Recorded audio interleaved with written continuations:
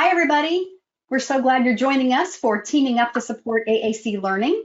It's right at the top of the hour here, so we are going to get started. I'm Beth Waite-Lefevre, and I'm here with my friend and colleague, Jane Odom, and we are PRC Saltillo Training and Implementation Specialists. We are your moderators for tonight, and we are happy to be hosting Ashley Laracy. Thank you so much. Okay, so we are going to talk about teaming up to support AAC learning, and thank you to Beth and Jane because they teamed up with me the first 20 minutes here to get things up and running and good to go. Had some technical issues, so thank you for that. I feel like that's a good way to kind of lead in here.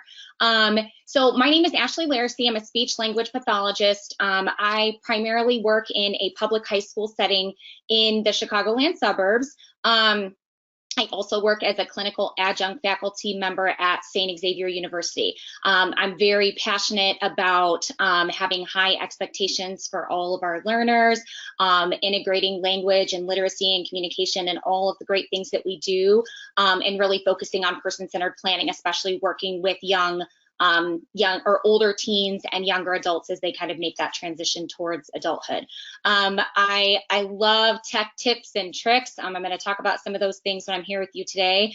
And the best way I think to reach me is either email, or I'm pretty active on Instagram, and I share a lot of ideas and tips and tricks there. So I kind of put that handle there if you want to follow me for more information there. On the right-hand side, you're going to see a QR code and a bit.ly. Those are going to link to a Wakelet. So we'll be talking about a lot of different resources and places that you can go when you're doing some of your collaborative teaming, whether it be planning for specific activities or whether it be setting up AAC systems, working with large teams. You know, some teams are bigger than others. So if you're looking for more information about anything that we're talking about today, just click on that QR code.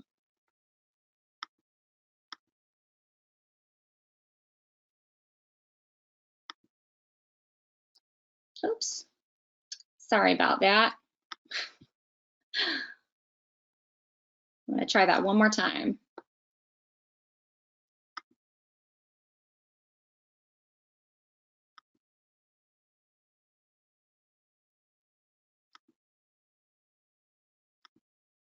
Okay. You need to share your screen there, and then it's just not really working for me. What should I do? Okay, and you're not paused. So I'm not paused. Okay, now you've turned your camera off. Now see if it will let you move your slide. Okay, let's try that. Oh, perfect. Okay, wonderful. Okay, so first I'm going to go over my disclosures. So today I am receiving compensation for this presentation from PRC Saltillo. Like I said, I'm a paid employee of Community High School District 218 and St. Xavier University. I've received free trials of apps and therapy products. Non-financial disclosures are that I am an ASHA member and an ASHA SIG 12 member.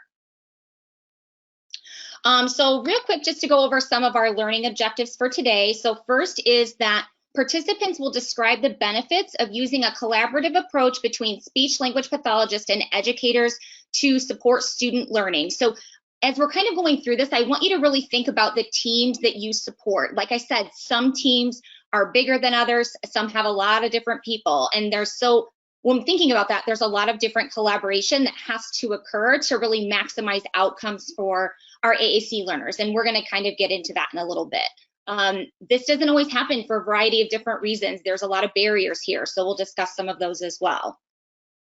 For learning objective number 2, participants will compare various tools and techniques available to support collaborative planning and reflection.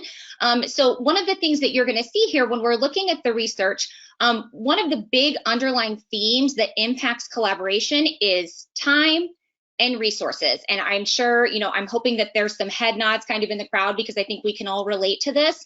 So some of these things, creating more time in the day, as much as that's something that I wish I could do, it's something that I can't. A lot of times resources, a lot of that is determined, if you're a school-based provider, a lot of that's determined by the resources available within your district. So what we'll do is we'll review some strategies that can kind of inherently support collaboration without adding more work to your to-do list. And then objective 3, Participants will identify opportunities to support language and literacy within educationally relevant experiences. So we all know that there is this really big push for teaching literacy to all right now. And so a lot of the learning experiences that I will discuss today will focus on teaming to support students with learning how to read and learning how to write, but also focusing on what is really important to that individual. So like I said, I'm really big into person-centered planning. What is not only important for an individual, but what's important to an individual? What are their interests? And really using those experiences that are authentic to support their learning. So I have to kind of put in just a little disclaimer here, you know, by trade, I'm an SLP. So the lens at which I'm kind of approaching this is from the lens of an SLP, but that doesn't mean that if you're not an SLP that you can't apply, you know, your own role to some of the information that you're going to get today, whether it be you're a parent, maybe you're an OT, maybe you're an educator, and just examine some of the own practices that you have in place right now and think about ways that you can make just some slight tweaks to what you're already doing to best support your students and increase their positive outcomes. Okay, so first objective is why. Why can't I just hang out on my own island? So I think that this is something that we all know. We know this isn't best practice. We need to use a truly collaborative model when we're working with all of our students, but it is a trap. It's a trap that we can sometimes fall into. It can be easier to do things on our own. You know, sometimes we hear things like, well, I'm just going to kind of do my own thing and they can do their own thing and we can work separately. We're going to get hyper focused on our own goals. And by that, I mean, maybe it's the IEP goals and objectives that I've written for students, but we really have to keep the learner at the center of our focus. So working on islands, that's not going to help our learner. It's not going to help them, you know, achieve the greatest degree of communicative independence as possible. So each team member, you know, they're able to bring such unique and valuable contributions to the table. But if we never have a chance to really sit down together at that table, but once a year at an IEP meeting, it's really hard to provide good quality services for our students. So I'm going to start here with this quote. I'm not going to read it for you. You can just kind of read it to yourself. It's from a research article that was done by London Light in 2007. I'm actually quoting a couple different research articles today. If you're interested in reading those more in detail, they're going to be listed at the end in the resources section. But what they did was they examined different positive and negative factors that contributed to AAC outcomes for 7 young men. And so AAC users, as well as different members of the teams that worked with them, were interviewed. So this might have been AAC specialists, SLP, OT, and this quote just really stood out to me. It was actually mentioned in another article, which kind of sparked my interest to go and find this one as I was preparing for this presentation. But the lack of collaboration between professionals was the most frequently discussed barrier to positive outcomes. It was mentioned by every single family. So when you look at this example, that we sometimes believe that we can just do it on our own, and that each of the school service personnel, they all have good problem solving skills, but that they just wouldn't talk to each other. I think that speaks just volumes as far as the importance of collaboration when we're hearing directly from families and directly from team members and directly from AAC users. So what is a collaborative approach and what does it focus on? So I'm thinking about authentic communication partners. And so if I'm hanging out on my own island, that's just me. So it's not just about me. There's so many other people that are authentic communication partners, likely probably much more authentic than myself, people that they're spending a lot more time with. I really love the work of Dr. Sarah Blackstone in social networks.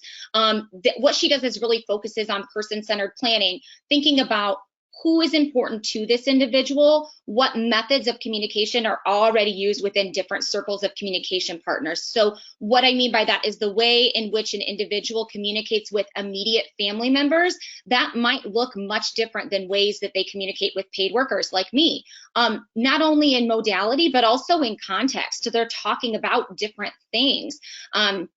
So keeping AAC users' life at the center of our approach and remembering that we're not just focusing on me as the communication partner inside of my, isolated therapy room. We really need to get out of our therapy room and have authentic experiences in authentic environments with our students. And so thinking about that just kind of as we're going through here today. I put this in here because, like I said, I am a school-based SLP, and if you are a school-based SLP, ASHA has outlined 6 different critical roles that we must fulfill as part of our responsibilities when working with learners in the schools. So if we look at these and think about how we can play these roles as professionals, we can see that it would be really, really challenging, if not impossible, to fulfill these roles if we're not using an integrative team-based approach. And this doesn't just apply to working with our learners who are using AAC. This is critical roles of the school-based SLP in general. So like I said, these things are really challenging to do if we're not using an integrative team-based approach. But there's barriers, right? It's hard. We all know this. It is hard. And so it wouldn't be fair if we just said, this is what we need to do without looking at what some of these barriers are. So like I said, there's been some research that's been done that examines what some of the most frequently reported barriers are when it comes to effective implementation. And so I've researched this or referenced the study below. So what happened here is teachers were interviewed and asked questions to get more information about the barriers that they were facing. So again, looking from the lens of the educator, the special educator, the general education teacher. So asking questions to them like, what kind of training did you receive specific to communication disorders? How do you prepare for your day? How much time do you spend working at home? How do the teams that you work with collaborate with one another, and what sorts of challenges they encountered when they were implementing communication systems with students. And some of the most frequently reported challenges is bullet 1. So inadequate training, limited prep time, inconsistent team support. I'm sure that this resonates with some of you. Bullet 2, when receiving professional development and training, this has a positive impact on the activities of AAC services and therefore impacts student outcomes. We're going to get into the logic model in just a little bit, but basically what they found is that teachers who did have training, teachers who did have these sorts of supports, their implementation was better, and that had a more positive impact on student outcomes, which that's to be expected, right? Bullet 3 was collaborative teamwork. So if we're not involving everyone, outcomes are going to be diminished. And when I think about this, sometimes I forget certain members of the team. One of the examples that they gave in this research study was the importance of involving administrators, the importance of involving your general education teacher. If you're not involving the gen ed teacher, that's going to have a negative impact on the use of AAC within inclusive classrooms. If you're not involving your administrators, they might not have a true understanding of the resources that educators need to support best practices. So really thinking about your team is large. There's a lot of people that we really need to collaborate with and get on the same page with when it comes to implementation. I love this research article. If you're not familiar with it, I highly recommend going and looking at it. It's a research article by McNaughton, and there's some other great authors, Chris Klein, Dana Nieder, and some others. But it talks about ways that we can build capacity in AAC by looking at the different roles and responsibilities of different members on the team. So if we are a part of identification of the need for AAC, what are some of our roles? What are some of our responsibilities? If we are a part of, the AAC service providers, once that system's been acquired and it's in place, what are some of the things that we need to have? So one of the things that they mentioned is that we need to have the knowledge, the skills, and the attitudes to contribute to a team-based, person-centered approach. And I think that each one of those 3 things, I think they hold so much significant weight just standing alone, like the knowledge, the skills, the attitudes, especially the attitudes, the belief system of what our clients are capable of achieving. These are all so critical in achieving a team-based approach that's truly person-centered. The other thing that they noted here, and there's, like I said, there's a ton of information in this article, but another thing that stood out to me was that more research, we really need more research to explore how people learn differently. There's people who have different learning needs and different learning styles, and that's going to vary across the board. Talking about the internet, the internet has made it so much easier to access information about AAC, but we're also faced with challenges of the information that's out there, what's evidence-based, versus what may not be. Okay, and so this was the logic model. I'm going to refer back to this graphic a couple times during the presentation. This was a great investigation that was a meta-synthesis that was completed to review some different qualitative studies on the perspectives of all different team members. So we're talking about parents, AAC users, teachers, paraprofessionals, different related service providers. So maybe it's an AT specialist, maybe it's an OT. And then what they did is they took that information and they identified some common themes across the board. And what they found is that they were all interrelated. So you'll see on the graphic that the inputs, so the inputs are the characteristics of the team and the supports, that those had a direct impact on the activities, right? Team collaboration, which is what we're talking about today, which had a direct impact on the outcomes. And you'll see here that each of these are broken down into subcategories. So if we're looking at team collaboration, that's our focus for today. You'll see that that includes evaluation, meeting and planning, and instruction. So why is this important? Because it directly impacts outcomes. And you'll see it doesn't just impact student outcomes. It impacts peer outcomes, professional outcomes, family outcomes. So that collaboration piece is so critical because it has such a direct impact on the outcomes of a lot of different people that are on the team. Love that article. Highly recommend checking that one out. So thinking about this, what is the goal? What is the goal for outcomes for the AAC user? So if I go back just one slide, we're talking about the outcomes. What is the goal? The goal is communicative competence. And we want to really have a shared vision as far as what that looks like. So here we have a list of the 5 different areas of communicative competence as set forth by Light and McNaughton in 1989. Psychosocial was reviewed at a later time. What I find is that none of these competencies, none of them really stand alone. So if we're thinking about operational skills, like turning up the volume to prevent or repair a communication breakdown, that's more of a strategic skill. They might do both of those things. So using operational skills of turning up the volume to prevent or repair that breakdown while they're doing a presentation for the class. That's going to integrate some more of their linguistic skills and some more of their social skills. So when we look at communicative competence and the way that we can focus on that within naturally occurring environments, we're going to find that these are all so interrelated. It's very hard to kind of parse these out from one another.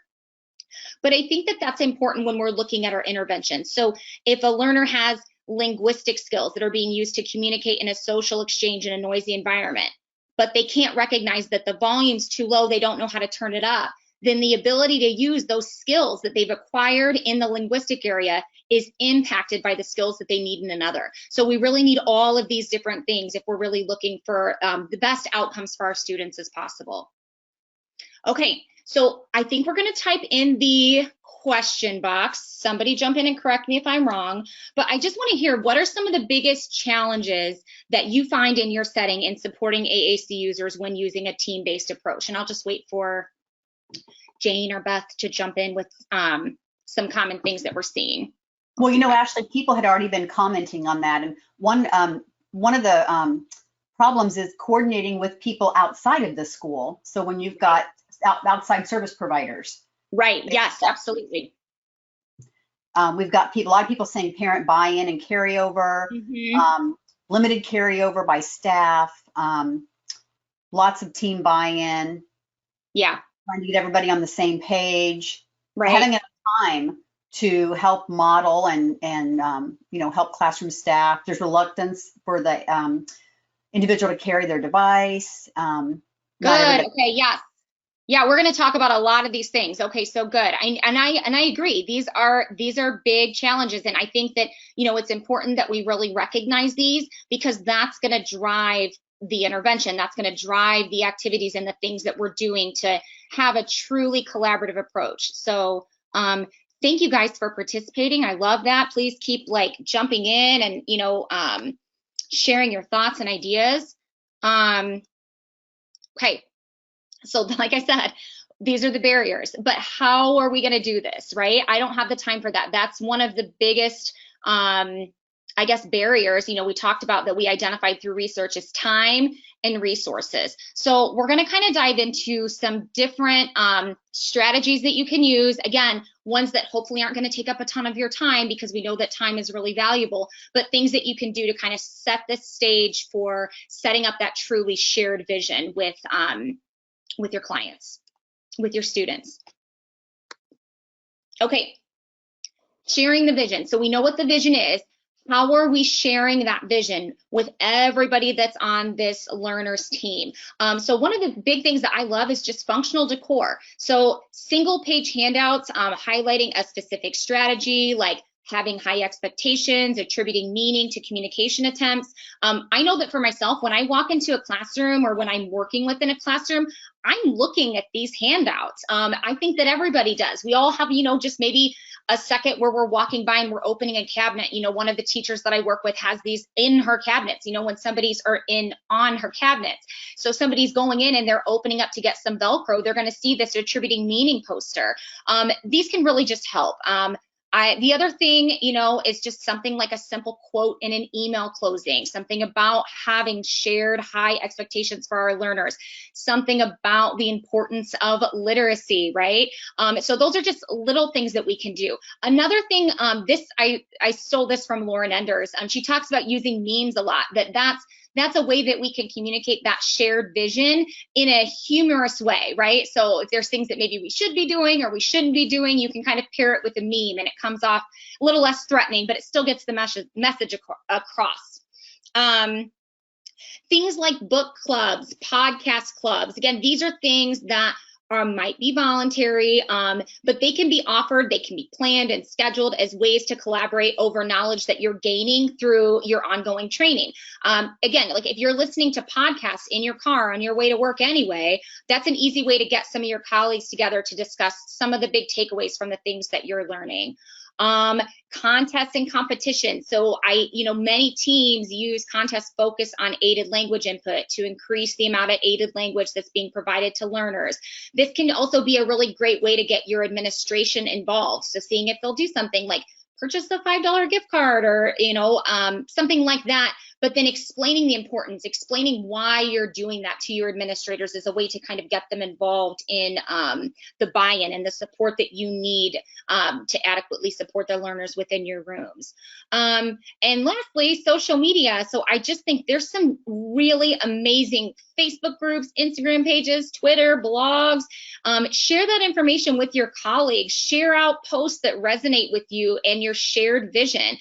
In the Wakelet, there should be a resource from Nicholas Ford that lists different AAC podcasts, Instagram accounts, YouTube channels, and more that focus on AAC learning. So a big thing is collaborative planning. So and that's a big one, right? We have to kind of plan together if we're going to be working together. That's another common theme that came up as an implementation barrier. And so this is hard to kind of address because I think it looks a lot differently depending on your work setting. So thinking about this individually, we all have our own schedules, our own individualized plan and prep time. It might overlap, it might not. You might be in one building, you might be in 10. So, here's some ways that we can collaboratively plan and think about these, on your own, just to determine what you think might work best for you. But before we dive in, I think that it's also really important to determine in advance when you're going to plan, especially if you aren't meeting face to face. So first is live. So this works great if you're, in the same building and you have time built into your day to do common prep or plan periods or even professional learning communities. One thing, again, to think about prior to planning is to go into your meeting with a purpose. So I think this can happen where we get together and we want to plan and we get, caught up chit-chatting about the weekend and things like that, and we lose track of that time. Not that connection and that relationship with our coworkers isn't important, because it is, but just trying to use that time wisely. And then also leaving with some shared responsibility for implementation and planning. This helps everyone to share the responsibility of whatever planning and prep that is that you're going to do. And then virtual, right? We've all mastered this by now. We don't need to be in the same space. You know, never in a million years would I have dreamed of meeting over Google Meet 3 years ago, and here we are. But the benefit of doing something with video is that you could do things like share screens and collaborate on planning at the same time while using just a shared representation of your ideas during the planning process. It can look a lot similar to live with some added benefits of reduced travel time if you're between buildings, if that's something, you know, to consider if you aren't able to meet face to face. And then sometimes, let's be real, you know, neither one of these are possible. Planning times just don't overlap. There just isn't enough time. So this is a perfect example of when you might want to plan asynchronously. So either over email or by using some collaborative planning documents, which we'll talk about in a little bit. Kind of diving in immediately to some collaborative planning documents. This is RAST Resources, and that stands for Resources for AAC Strategies and Tools. And what this is a shared list of forms and surveys and strategies, data collection forms. It's really, you know, more than I can even get into. But what you can do is you can print these, you can download these, and then you can customize these to meet the needs of the teams that you are supporting. So what I've done on this slide is just outline some of the major categories for resources that are available within RAST. But if you go and you click, you know, go to the website, you'll see that there's so many resources that are available underneath, you know, AAC teaching tools. And you've got everything here, you know, runs the gamut from team building forms like transition resources, team building forms and transition resources. Again, this is in the Wakelet, highly recommend checking this one out. These forms, I wanna say, you know, these are much more big picture forms, which we need that as well. Not as much day to day, but still very important, especially in the initial processes of AAC planning and collaboration, and even kind of as an ongoing tool. Another way that we can approach collaborative planning is by talking about how. So we hear this a lot. I know what I'm supposed to do on paper. I'm supposed to provide aided language stimulation. I'm supposed to model a bunch of different communicative functions, but how do I do that? What does that look like? So for those instances, I really love this form from Saltillo. It's an activity first approach guide to choosing core vocabulary to model. So what we're doing here is we are identifying the learning experience first. So even for this example of reading books, you're going to see that especially for more of our more emergent communicators, it needs to be fun, it needs to be engaging, it needs to be something that they really enjoy. That's why you kind of see that right in the middle of the box. And then we take a step back and we look at what opportunities exist for modeling different functions like negation, requesting recurrence, commenting, as well as some other parts of speech that we might model during this activity. I find that this can be such a great place to start. And one thing that teams start to pick up on as we go through some of these different activities is, wait a minute, a lot of these things that I model during reading, those are also things that I could model maybe during playing with cars. So like go, turn it, again, more, don't like, all done. So I think that by taking this by an activity first and then seeing, okay, I'm starting small, this is how I can generalize this throughout my day. That's a really nice place for teams to start if we're feeling maybe a little overwhelmed at some of these expectations of what am I going to do throughout the day and how can I make this fit into my day. Language is flexible. Okay, so similar to the activity first planning document that we just talked about on the last slide is implementation plans. So I love, Kristen Powell did a practical AAC blog post in 2019, a few years ago, obviously, about implementation plans. These are much more detailed in the information about the system itself, and included is things like roles and responsibilities of different people that are on the team. How do I contact technical support? How do I program a button? Who is responsible for some of these different things? But the other thing that I really like about things like implementation plans is you can see where additional training and support needs to happen as students are getting older, right? So maybe they have a district-owned device and maybe we need to secure one through other funding resources so they have access to it after they age out of services. We might need to make sure that the AAC user and the family know how to do some of these things that the team might have done in the past. Who do they call when the device breaks down? What do they need to do? Are we sure that we know how to program a button? Things like that. So those roles and responsibilities, those might shift as students are getting older. So this is a living document. It's something that's going to really change. And then at the end of this, you can also integrate some activity-based plans here. So we can look at an individual's day and kind of examine what are the existing communication opportunities that are happening throughout the day. These are some, like I said, really great tools when you're working on AAC with teams who are just kind of getting started out. And then we know, even though we're talking, about back to school here, implementation plans are not just going to apply to school. It's so important that we're involving families in here. So when we're thinking about teaming up, even though the family's not with us at school, they're very important. They're consistent communication partners to learners who are learning to use AAC. Oftentimes they're learning to use AAC themselves. So it's critical that when we're looking at the ways in which communication is occurring outside of school, that we're really looking at, different situations that this might happen. So things like mealtime, games, if they like to go to a certain restaurant. So what are some different things that I could model? What I like about this implementation plan is that it's going to have different examples for 1-word models, 2-word models, and 3-word models. So if we are explaining a strategy like using the 1-up method, like I'm going to model 1 to 2 words beyond what the learner is already using independently, this can kind of help provide a guide for that. This resource is available for free within AAC Language Lab. It's titled Home Implementation Guide, and there's several different ones that are available. The other thing that I really like about this specific resource is it gives families a guide on how to prepare. So if they're just going to get an AAC system that's sent home. So what are some things that I need to think about before the device even arrives in the home? And then what are some small steps that I can take towards creating a truly immersive AAC environment in the home? So for some teams and for some families, that might just be making sure that it's out and that it's always with the learner and that it's available. And we might do that for a little bit. And then we might work on introducing some different modeling during some different activities, continually growing from there. Again, we don't want to, there's so much involved with effective implementation that sometimes I think we don't want to overwhelm families with too much information at once. So that's what I like about these implementation plans, is because they really do a nice job at kind of breaking that down.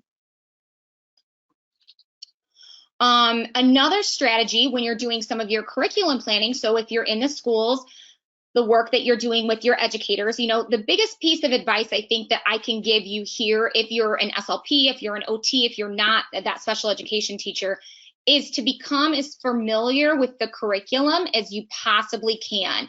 Be familiar with the scope and sequence. What is it that we're truly working on? What does the implementation of that look like?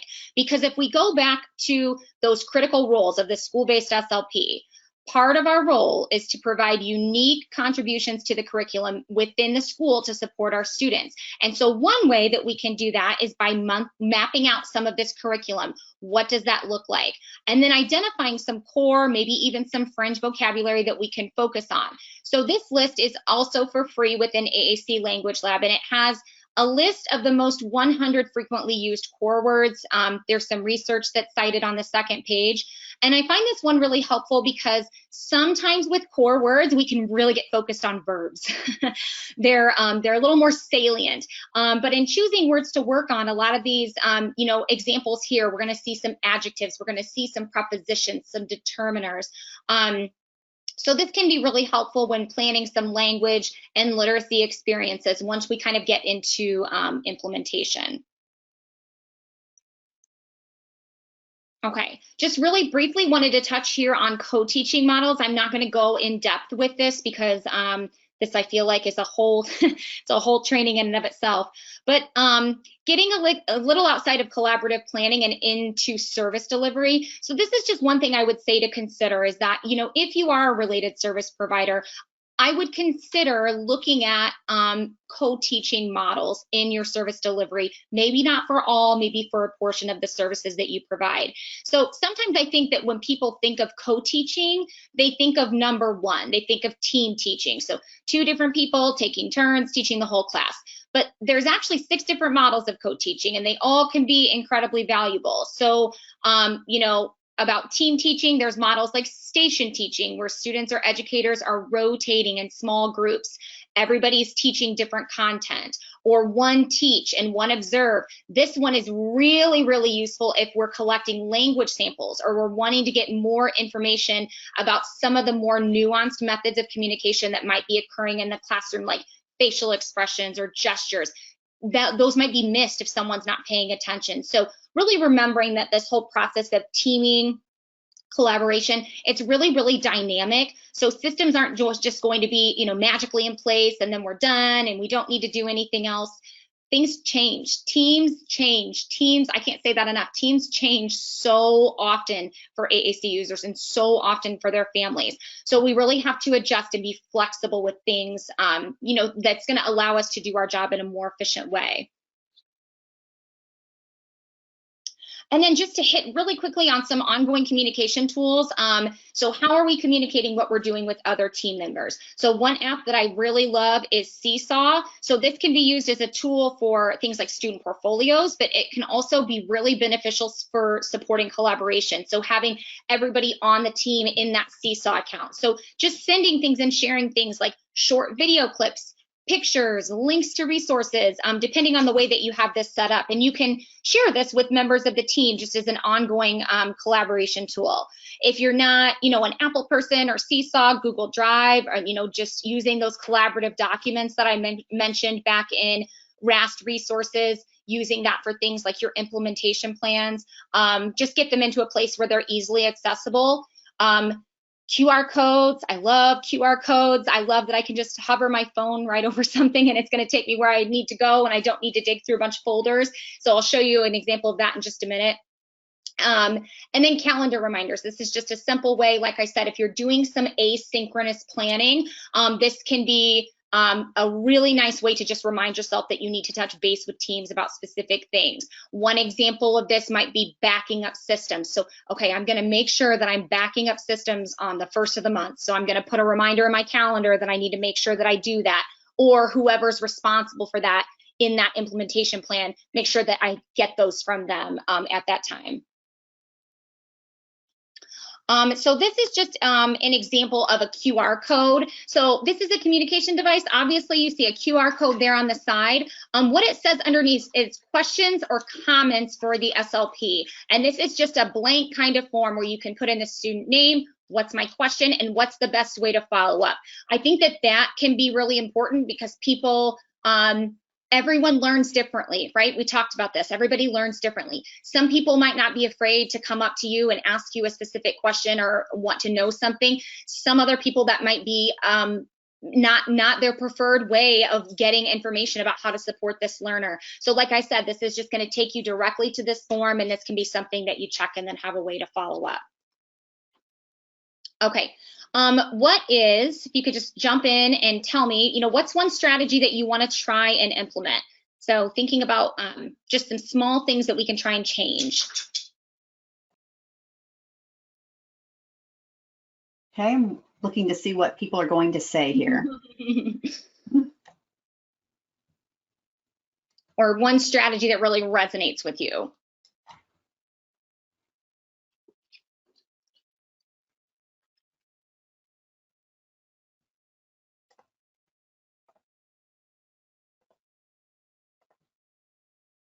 I think there were just so many. Yeah.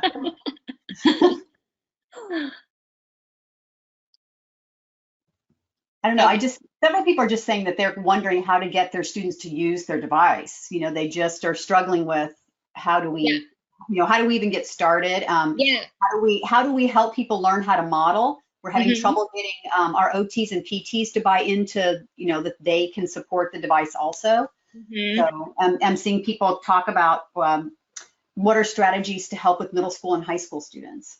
Yeah, so getting those other related service providers to get more involved. I think one of the things, kind of going back to that co-teaching or co-treatment models, if that's something that you can do, I know that there's different kind of guidelines on that across states. But even getting them involved as far as like where you need their support, we're going to kind of get into that a little bit more in implementation and what this can look like within the classroom and what this can look like in your therapy room. But really, letting them know that, you need their help, you need their expertise, you need their kind of buy-in here, and starting small and then kind of building from there, I think is one really good, nice strategy. And then, yeah, in just a minute, we're going to talk about jumping in and showing us what this can look like. So we'll just go ahead and jump in there and look at some different activities. Like I said, I'm going to really be focusing on literacy and language activities for the purposes of today. We just don't have a ton of time to get into a ton of different examples, but we're going to look at these different activities in terms of collaborative planning and then what the implementation can actually look like. So if we're starting with some literacy-based interventions, so here we have predictable chart writing. So this is a five-step process that's designed to support emergent readers, has tons and tons of embedded opportunities for communication, offers a structured process for emergent writing. I think it's something that's best done as a group, so great time to get into the classroom, but it's also something that can be done in smaller groups or in stations or even individually. So during that collaborative planning process, so there's going to be a sentence stem, and we'll kind of get into what this looks like on the next page. You're going to have a sentence stem that's going to have a blank ending, like I like to go to the blank. Students are going to have a chance to kind of go around. I'd like to go to the store. I'd like to go to McDonald's. I like to go to whatever. Those stems, they don't just come out of thin air, right? They don't just come out of nowhere. Those are really planned. So thinking about, if we're going back to core words, if you're focusing on a specific set of core words, making sure that you're using one of those in your stem. If you are doing some alphabet knowledge, some phonological awareness, if you're focusing on maybe a letter or a sight word, going ahead and making sure that you're embedding that within your stem. So I think that is something to really think about, that we're not just kind of coming up with this and not thinking about what we're really focusing on. There's a planning document. A lot of the implementation resources that I'm going to be talking about for these literacy-based activities are all going to be available on Project Core.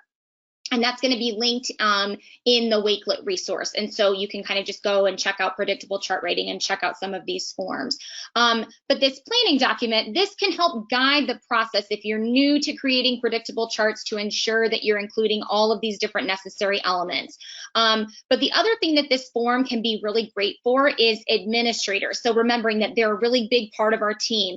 If they're coming into your room for a lesson and you're doing a predictable chart, but they have no idea why or how or what you're doing, share this planning document with them, and just remember, that your admin, they're on our team. And so, we really want to make sure that everybody's on the same page as far as what we're looking for with our students. So like I said, it's going to be a 5-step process where the first page is you're going to write the chart. So if I look here at the bottom, I've got this example of I get the. That's my stem. And then my students are filling out the forms. I got the milk, I get the cookies, I get the snacks, I get the crackers.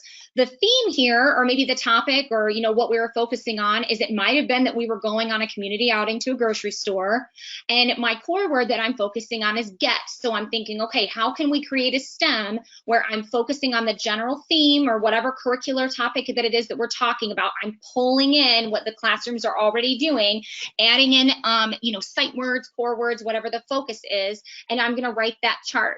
So for step 2, we're going to reread the chart, work with the chart, be the sentence, write the book. There's a blog post that I've linked below that I did for Practical AAC last year that really kind of highlights this in much, much greater depth. But one of the things that comes to mind initially, I think, when people, especially maybe related service providers or speech therapists, think about this is, well, I'm not in the room for all 5 days. That's fine. You don't need to be. You don't need to be in the room all 5 days. You can be in the room for 1 day to help kind of model and facilitate this. Writing the charts are a really great time to get in the room because you're going to get some really authentic responses. The goal here is not that I'm making someone say what it is that I want them to say. I want to know what they want to say. I want to know what do you get when you go to the grocery store? You know, I like to get potato chips. What is something that you like to get? So I'm really trying to make this led by the learner and really, you know, integrating their interests into this activity. So word study. So we're on the topic of teaching literacy. Let's talk just a little bit about word study. The program that we're going to look at a little bit more on the next slide and on this slide is part of the Getting Ready to Read program.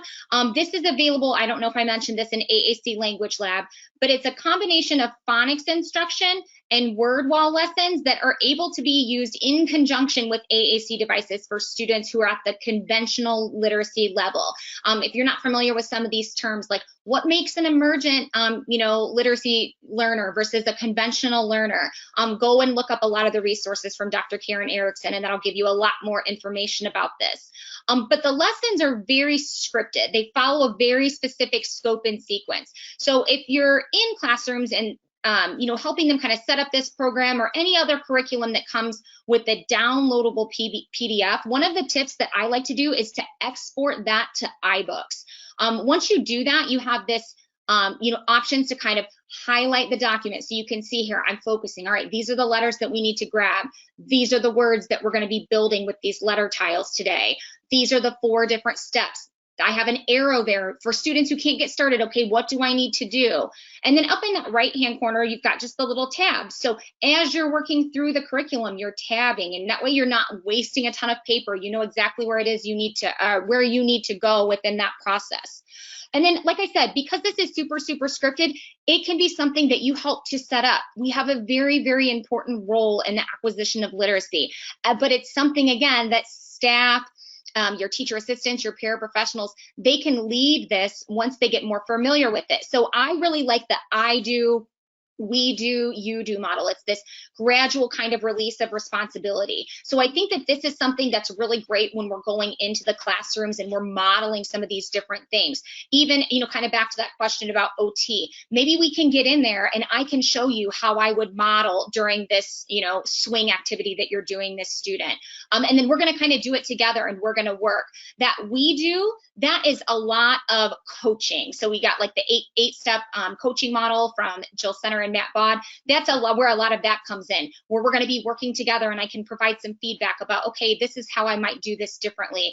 This is what you're doing really great with. What do you think about? We're providing some of that feedback.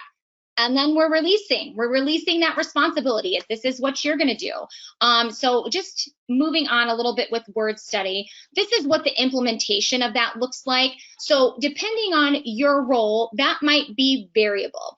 And it might be for the initial purposes of getting this kind of set up and running in classrooms. So thinking about OT, if you're an OT, if you're a vision specialist, your role in this might be selecting the best method of presenting letter tiles. Do we need to use high contrast? Do I need to be using something with some tactile feedback?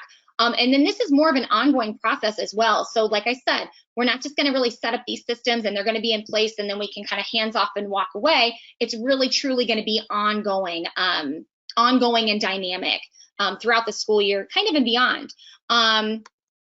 So then let's move on a little bit to shared reading.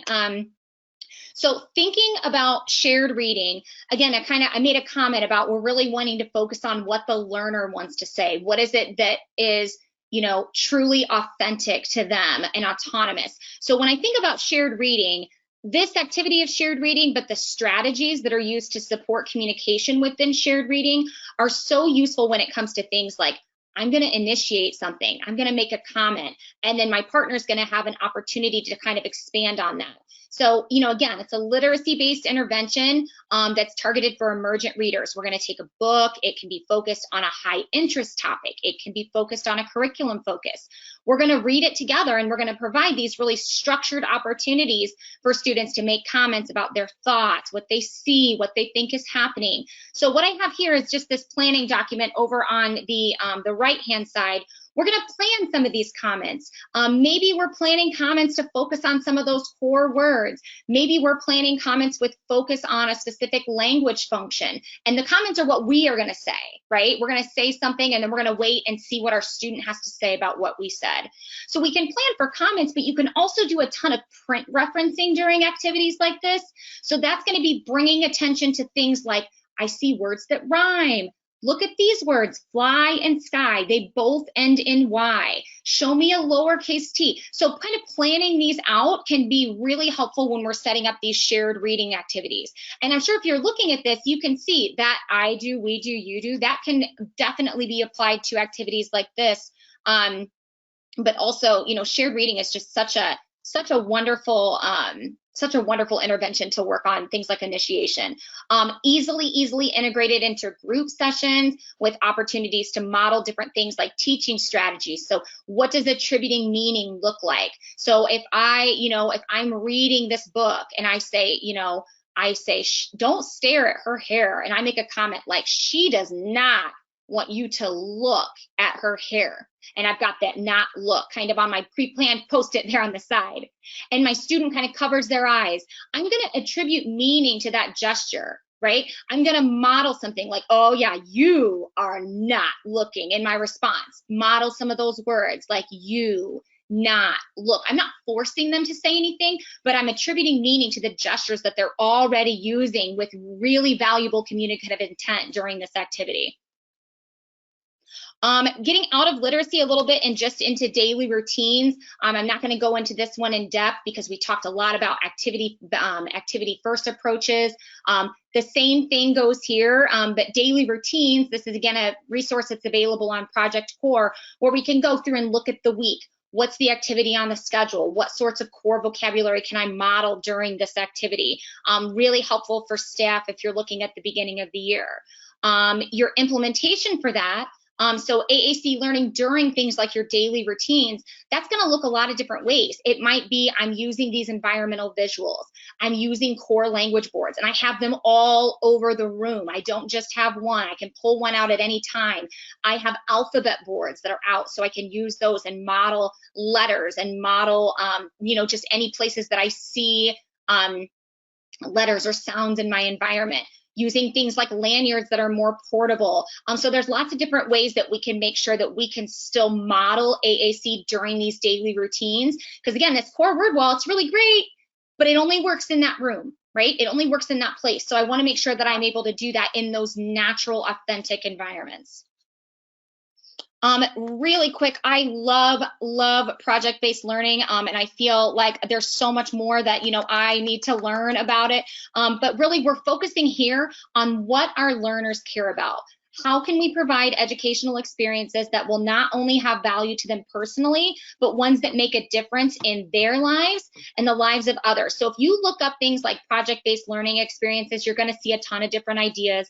But the underlying theme is that our instruction needs to convey that the thoughts and the ideas of our students, that they matter, but that they can also make a difference. So we can really work with teachers during this. How can we provide these authentic and meaningful experiences and share some of that responsibility?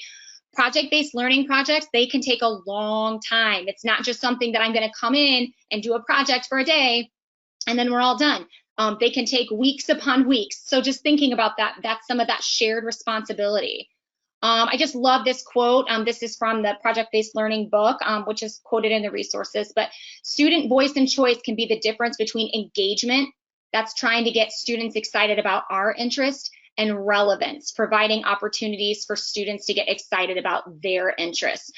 So just some examples of AAC learning and ways that can look. There's 3 different really tracks that you can go on. A product track might be that students are going to create something, contribute to an event. So things like making a survey, a poster, ways to spread information or gather information that can facilitate change. Problem track, so that's going to be like a real world problem. So I have a coffee cart at work, and because of COVID now I can't sell hot coffee, or I can't make hot coffee. What are some different ways that I can problem solve this? How can I get information about other things that I could sell during that time? Like I said, the book is in the references and there's a lot of really great information there. I'm trying to squeeze in these last few slides here. So implementation, it can look like surveys. It can look like research. It can be creating something. Like I said, it can be posters, art, different things like that. Doing presentations. Sometimes I think people hear this and they think like, oh, my students can't do that. They can do that. We can co-plan and co-construct a lot of these things with our students so that we're working together and that they can contribute what they want to or what they're able to, and then we can kind of help fill in those gaps and check with them to make sure that we're conveying the right message. If you're not familiar with social scripts from Carolyn Musselwhite and Linda Burkhart, wonderful way to work on doing things like making presentations or telling stories. And then, community-based instruction. You can link this to things like project-based learning. So maybe we're going to do an animals unit. So our community-based trip, that could be to visiting a pet shelter. And then I learned that there's all these pets that need to be adopted. Our PBL could be working together to inform others about ways that they can help. Maybe they're going to create posters. Maybe they're going to do presentations. Maybe they're going to make their own PowerPoint. Think about all of the language that's within that. Think about all the student voice and student choice that's within an activity like that. You can do things like role play, rehearsal, and then, your implementation. That's going to be making sure those systems are available, making sure that you have authentic environments, places that they're going to go. I love Remnant Books, so taking things from whatever outing or whatever activity that you were on and bringing those back and using those for opportunities for writing. And I mentioned social scripts already by Dr. Musselwhite and Linda Burkhart. So if you have a second, if you could just jump in, let me know what are some of your favorite learning experiences using team-based approaches. It might be something that we did today here, or something that we talked about, or maybe your own idea.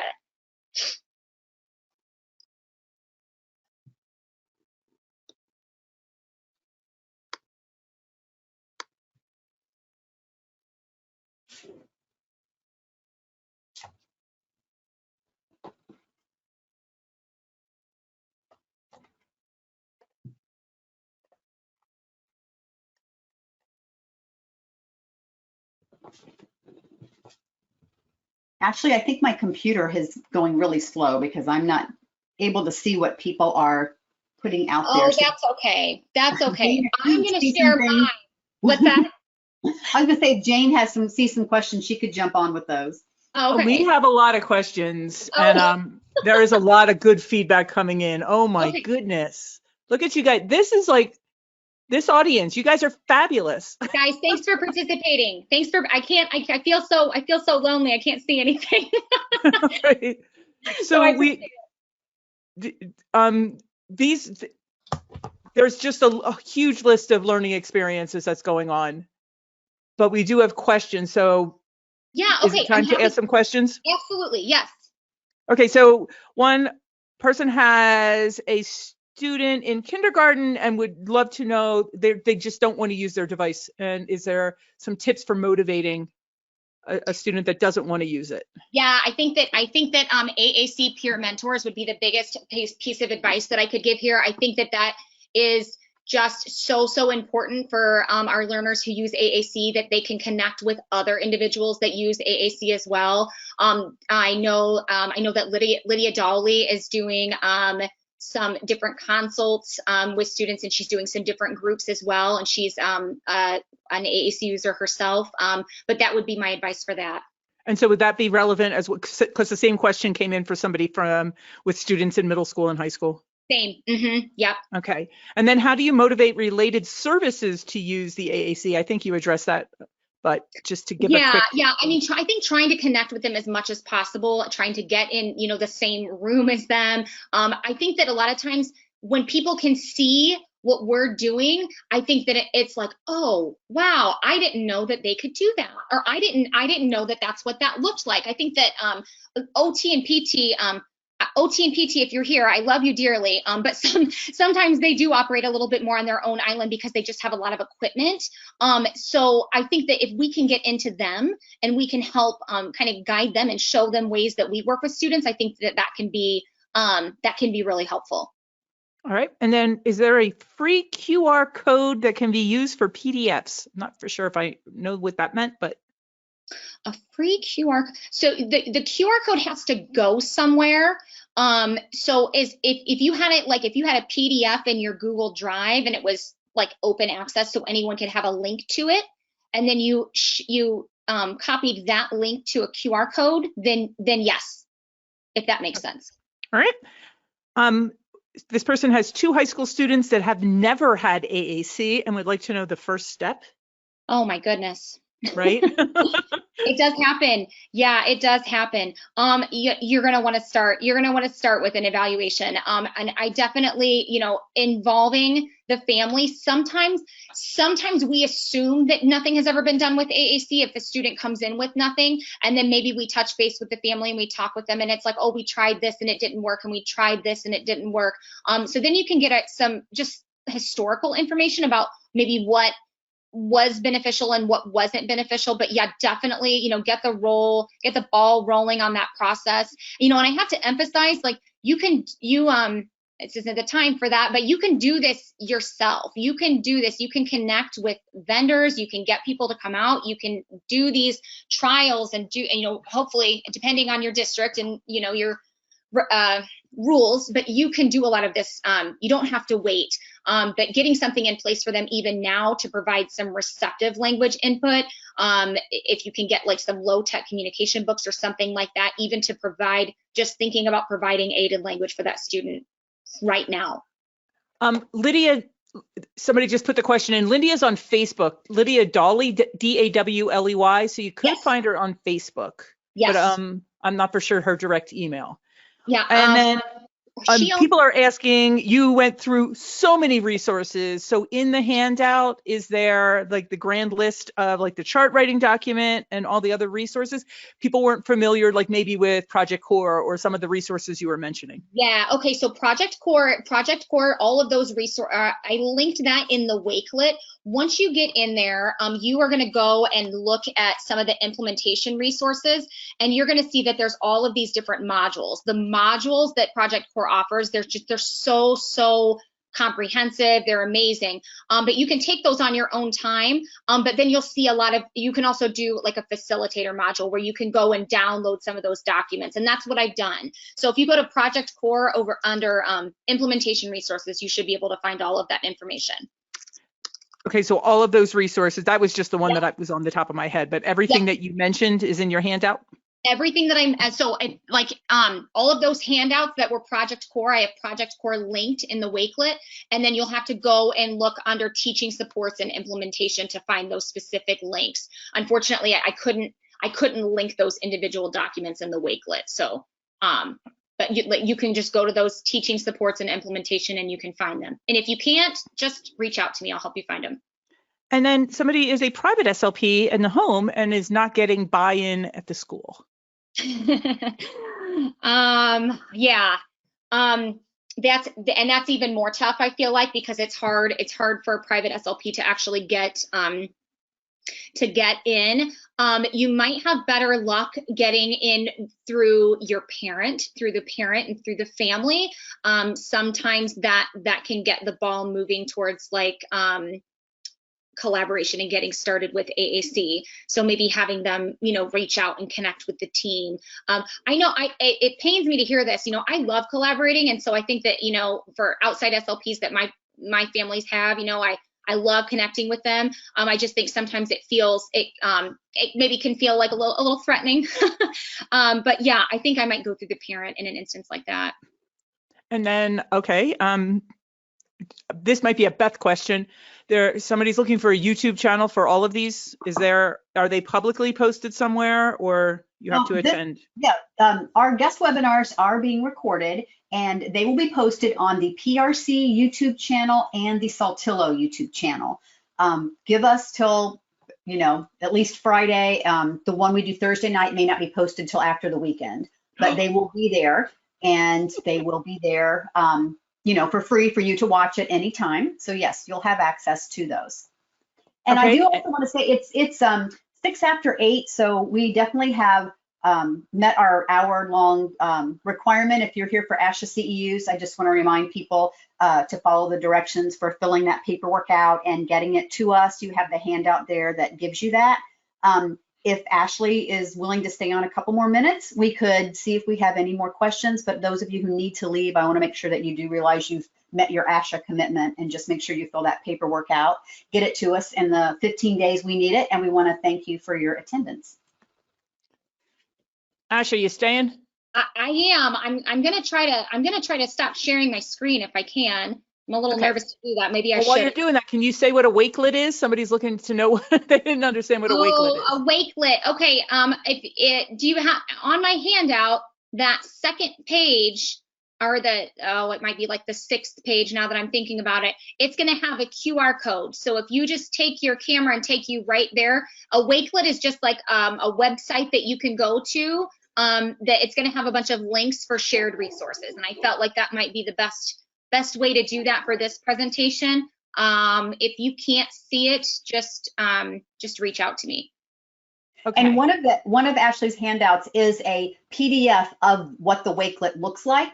So that's the QR code, so you could scan it to get to it, or you can download one of the documents that we have as a handout is like I think it's a 2-page document, and it has links in the PDF. So it's got a link to the language lab, link to different things that she talked about. And so that's a paper version of her wakelet.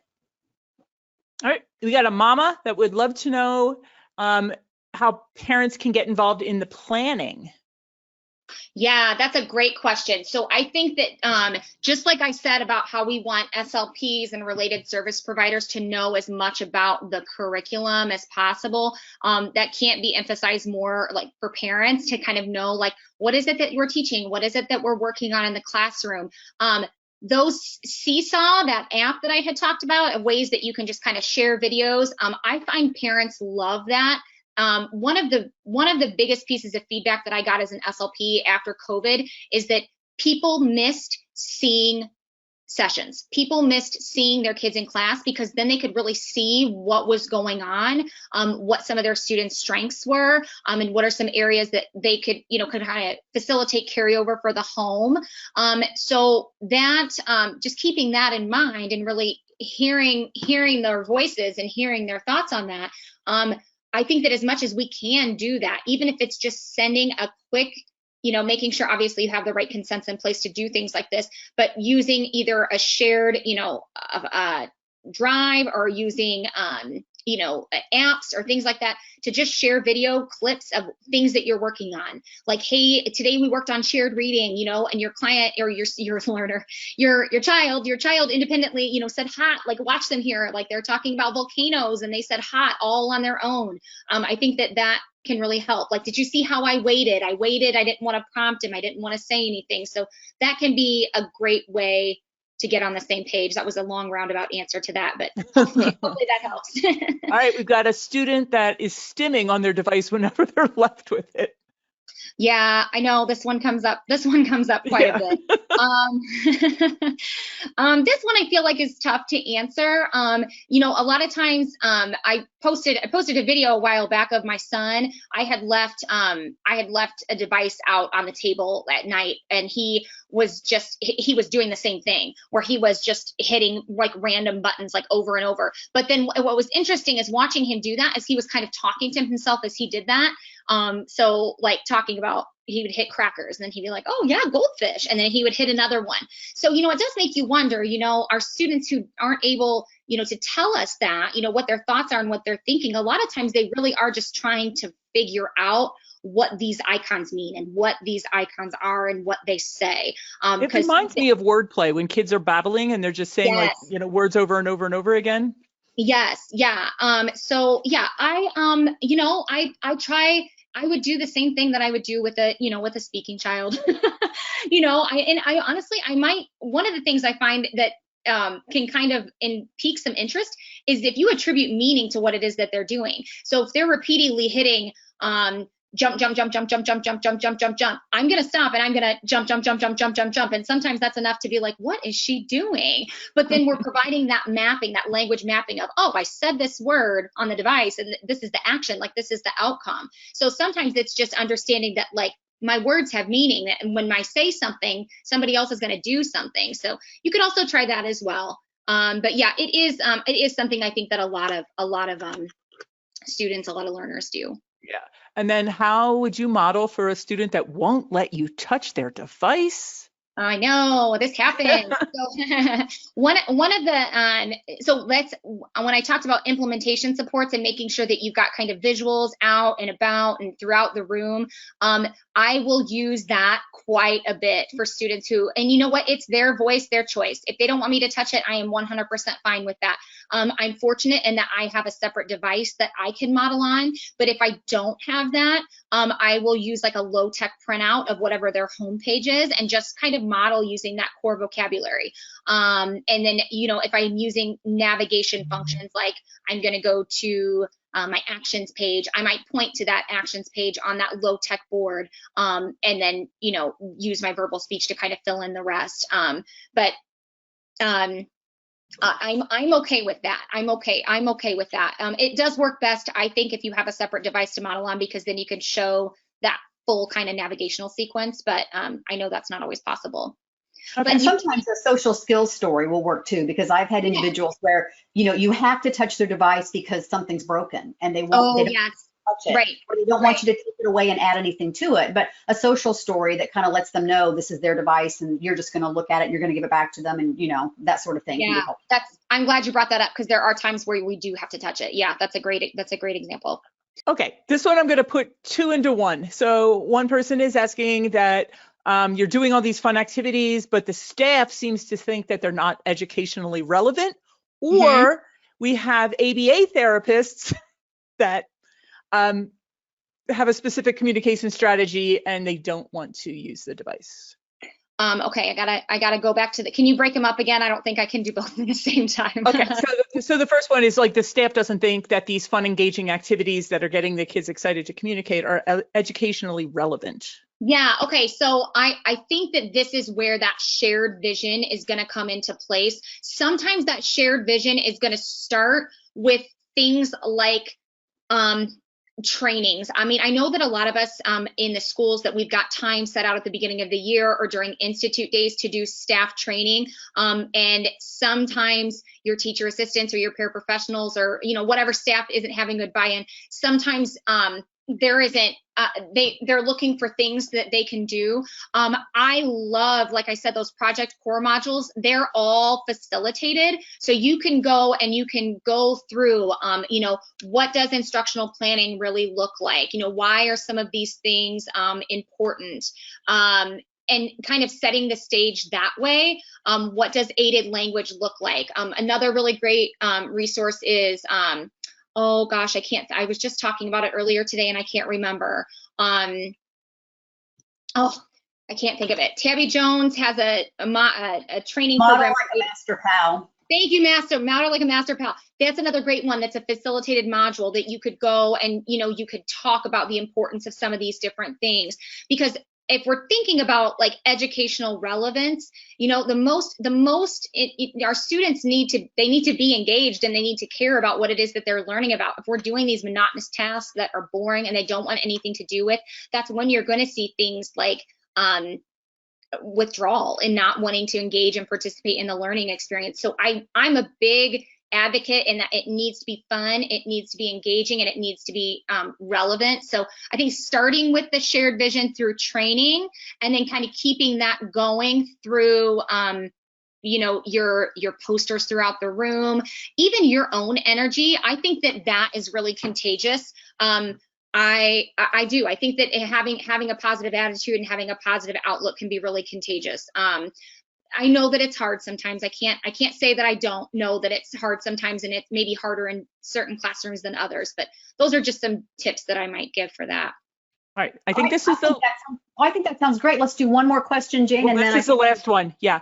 Okay. So somebody said this is Taylor said, oh, but she left. but I'll ask it anyway. It's been difficult to work with ABA therapists who have their specific communication strategy to use versus wanting to use the AAC device. I think I would have to know like more about what that specific communication strategy is. I mean, again, this is all, a lot of this goes back to that shared vision, and that we all have the same goal for outcomes for our students. That's that they're going to be able to say what they want to say, not what we want them to say. You know, whatever they want to say it, and looking at it from that lens. And it can be hard getting different team members on the same page. Everybody is going to come in with their different opinions and different biases and things like that. But as much as we can try to do that as possible is great. And I think that even for some of those other providers, inviting them into your session, showing them what it looks like, invite them into your classroom, kind of model the benefits of using whatever strategies that you are using with your learners to kind of help guide the team in the right direction. That sounds great. And I think we're going to be ready to log off for the evening. But Ashley, we want to thank you so much. This was great information, and we got lots and lots of good comments from people who were interested in your resources, and I'm sure your handouts are going to be pawed over quite a bit while people look at those resources and figure out how they're going to use those for their intervention. So reminder again that this session was recorded, and it will be on the PRC and Saltillo separate YouTube channels in the next few days, so look for it there. We have another guest webinar coming up on Thursday evening, so we still have seats available if you'd like to sign up for that. We'd love to see you there. And thank you, everyone. Thanks, Ashley. Thanks, Jane. And have a good evening. Thank you.